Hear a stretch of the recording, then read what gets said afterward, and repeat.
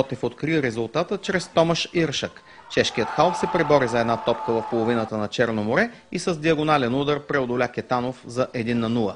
В края на първото полувреме Черно море изравни чрез Тенио Дос Сантош, който засече отблизо центриране от корнер.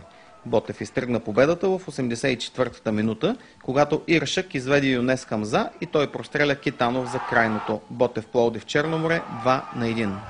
Виждате, че обединението, което в момента има, може би най-стратегическата дума в момента, нашия отбор 3 кръга има 7 точки.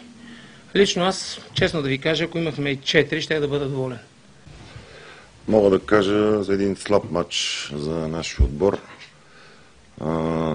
Просто започнахме матч така доста колебливо, плахо. Нашите футболисти отстъпваха в единоборството, особено и агресията в средата на терена.